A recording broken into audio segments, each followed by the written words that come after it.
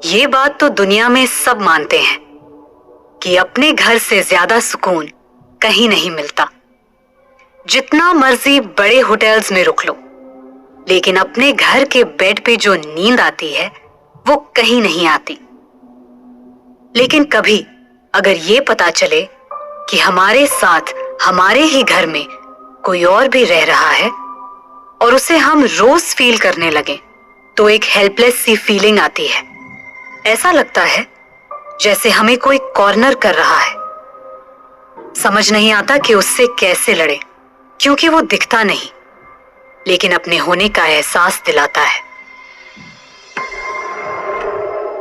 संचित जिस घर में पैदा हुआ, जिस घर के हर कमरे में उसकी और उसके भाई बहनों की खेलने की आवाज गूंजती थी, उसी घर में संचित ने कुछ ऐसा एक्सपीरियंस किया जो उसने सपने में भी नहीं सोचा था।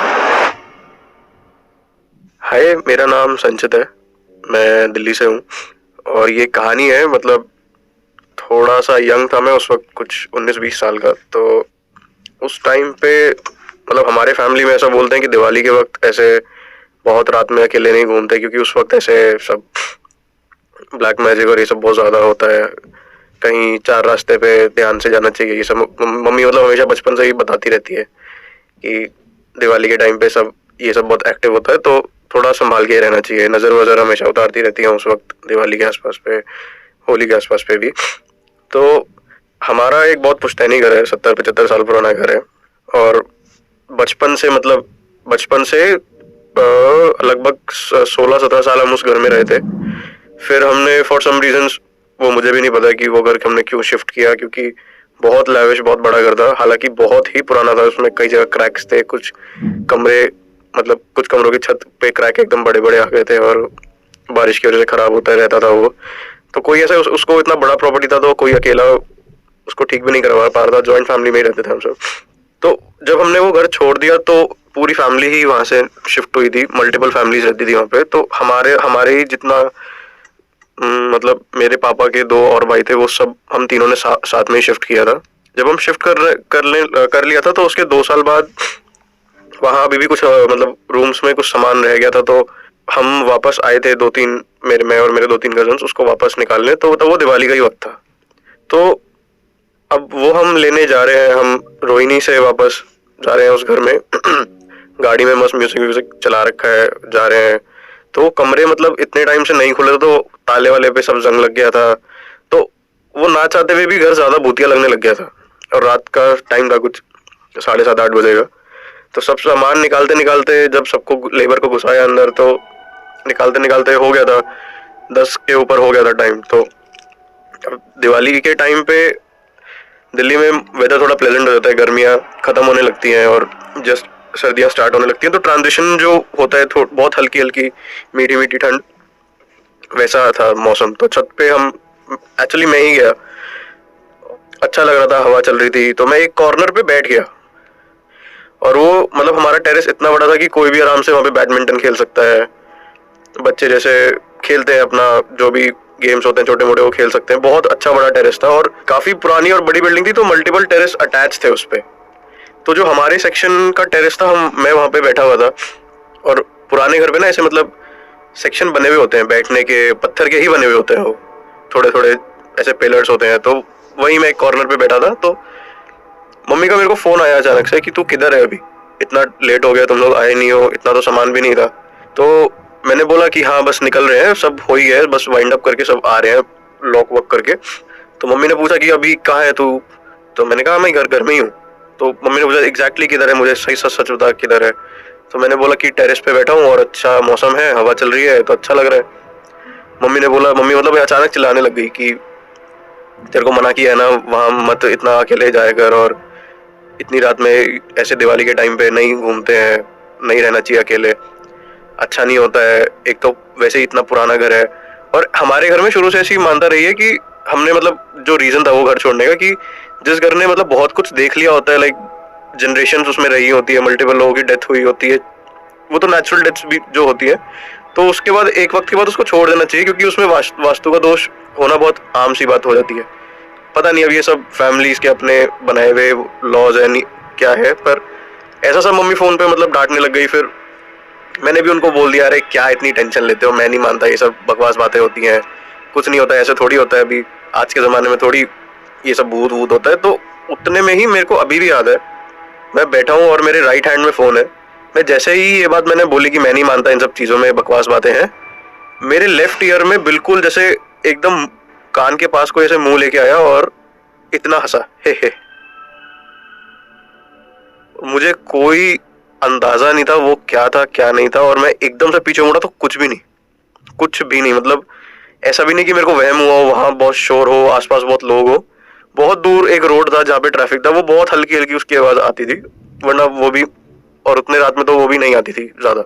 ये दो चीजें, मतलब जो दो उसकी वो एक हंसी थी जो भी थी, और बहुत हैवी मेल वॉइस, हैवी मतलब हैवी डार्क थोड़ी मेल वॉइस, वैसी मुझे एक आवाज आई थी। और मैं मतलब बहुत डर गया उस वक्त।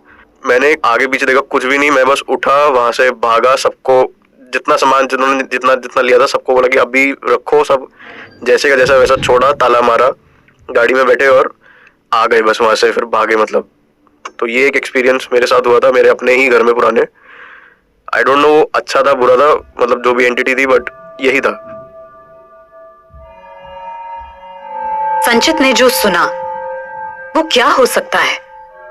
क्या उसकी फैमिली के गुजरे कोई लोग उसे ये साबित करना चाह रहे थे कि हम आज भी यही हैं?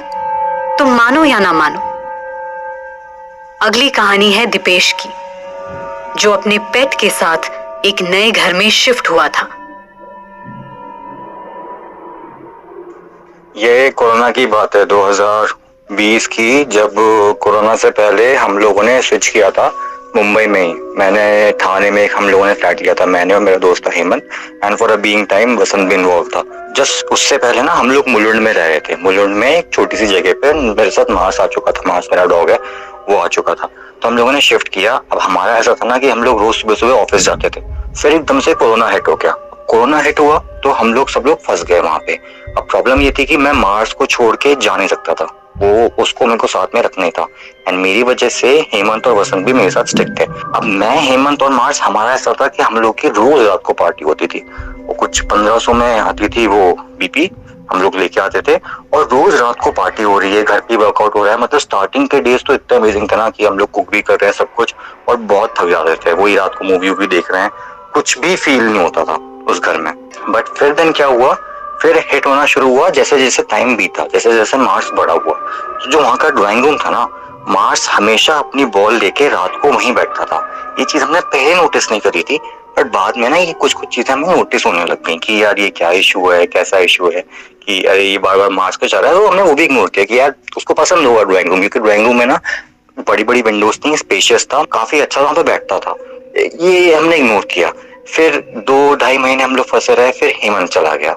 अब फ्लैट में बचे सिर्फ मैं और मार्स, एंड मार्स का साइज ना बड़ा हो गया था, क्योंकि मार्स 1 साल से ऊपर का हो गया था। तो उसको कैरी करना मुश्किल होता था हर जगह पे, क्योंकि उस टाइम पे, उससे पहले तो आप 2 लोग साथ में हॉरर मूवीज देख रहे थे, फिर बाद में जब आप अकेले रहते ना तब हिट होती हैं चीजें। अब रात को बॉडी थक नहीं रही है, अब रात को मैं सो नहीं पा रहा हूँ। तो फिर रियलाइज हुआ, क्योंकि देखो उस टाइम पे जब ये लोग चले गए थे तो बहुत पीक पे चला गया था, तब वो मिलिट्री वाला लग गया था कि आप बाहर निकल ही नहीं सकते हो। तो इसको वॉक कराने के लिए ना सोसाइटी के बाहर जाना पड़ता था, क्योंकि बहुत इशू होता था। तो सोसाइटी के अंदर ही वॉक करने में दिक्कत होती थी, क्योंकि सुबह उठ नहीं पाता था मैं। तो कभी कभी रात को ये वहीं पे ड्राइंग रूम में पॉटी कर दे रहा है। तो वहां पे जब मैं रात को सोता था, जैसे कि इसने ड्राइंग रूम में पॉटी कर दी, तो मुझे ऐसा फील हुआ कि किसी ने मेरे को उठाया या फिर मैं गिरा।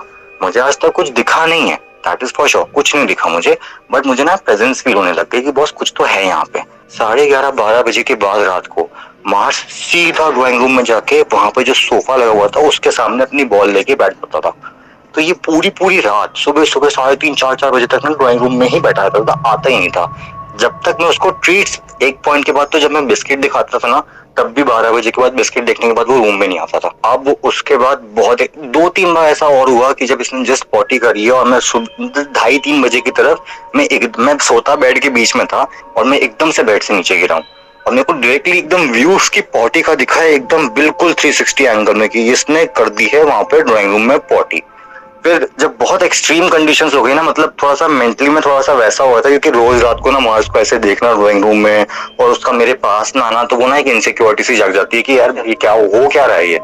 फिर उसके बाद फिर मैंने डिसाइड किया, पापा से बात करी, तो फिर पापा ने डिसाइड किया कि तुम मुंबई से कैब से आओ नैनीताल। तो पूरी कैब बुक करी।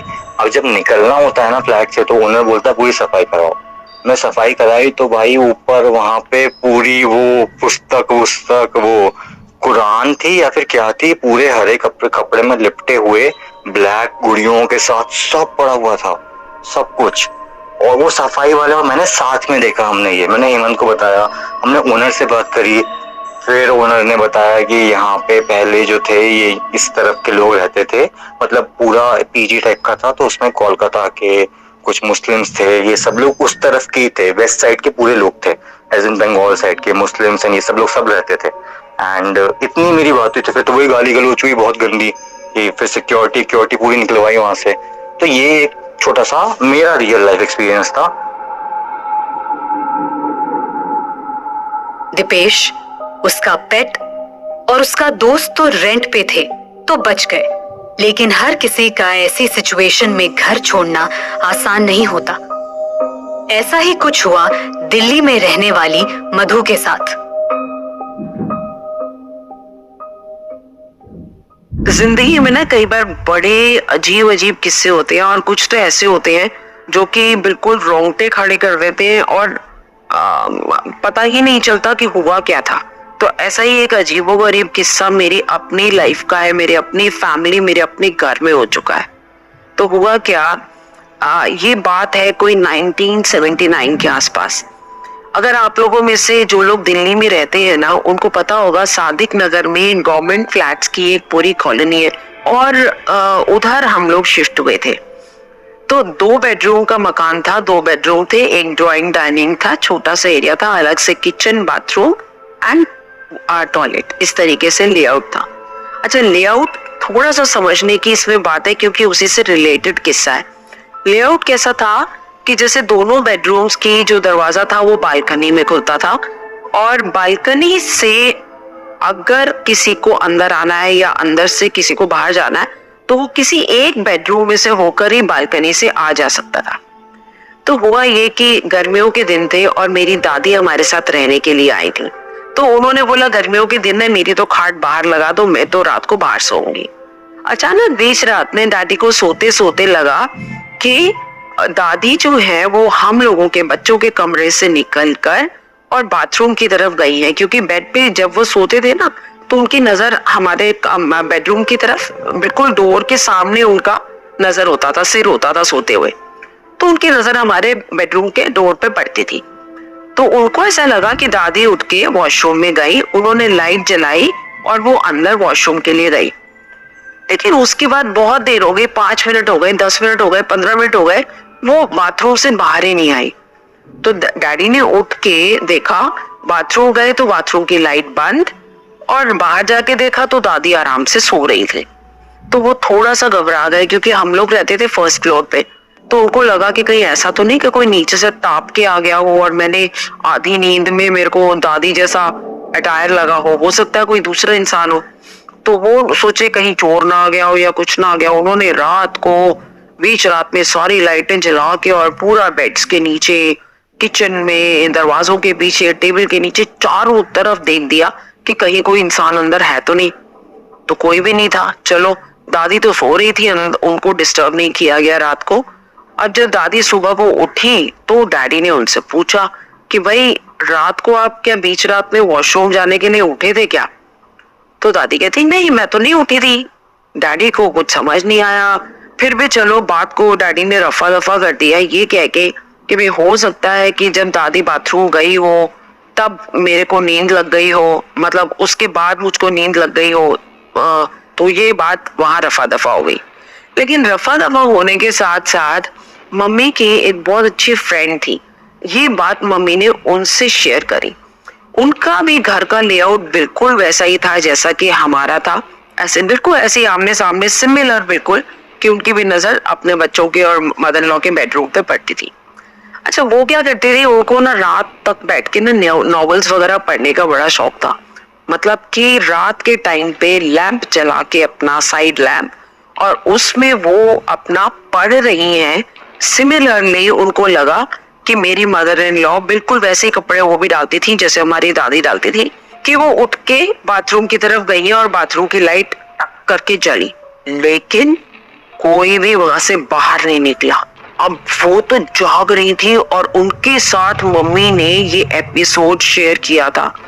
वो तो बाप रे इतना डर गए, और सुबह को जब उन्होंने अपनी मदर इन लॉ से पूछा, उन्होंने भी डिनाई कर दिया कि नहीं, मैं रात को उठकर वॉशरूम में नहीं गई थी। वो एरिया बेसिकली कहते हैं कि वहां पे कब्रें थी नीचे, और उन कब्रों की जगह पर ये पूरी गवर्नमेंट कॉलोनी जो है ये डेवलप की गई है। और वहां पे एक ऐसी कब्र मिली थी जिसमें कि जैसे पीर और बाबाओं का वो सामान की तरह अलमीरा अंदर निकली थी और सब कुछ था। तो उस कब्र को छोड़ दिया गया था और वहां पर लोग पूजा करने आते थे, मतलब जो भी वहां पे कब्र पे उनका पूजा वूजा कुछ चलता रहता था। बट यस, ये जो एक इंसिडेंट था, ऐसी क्या छाया थी, क्या था जो कि सिमिलर तरीके से हमारे घर में भी हुआ और जो मम्मी की फ्रेंड थी हमारी आंटी, उनके घर में भी हुआ। जिस घर को आज हम अपना कह रहे हैं, हो सकता है कई साल पहले वही घर किसी और का हो, और जब तक हमें पता चलता है तब तक उसे हम अपना घर मान चुके होते हैं। और इसी जिद में हम लड़ने लगते हैं क्योंकि आज वो हमारा है। लेकिन अगर उन घरों की जड़ों में जाके कोई देखे तो वहां आज भी उन लोगों की एनर्जी फील होगी जो कभी इस घर को अपना कहते थे। आप लोगों को क्या लगता है? हमें जरूर बताइए। और अगर आपका मानना ये है कि ये सिर्फ कहानियां हैं, तो आप हमारे दूसरे पैरानॉर्मल एक्सपीरियंसेस सुन सकते हैं।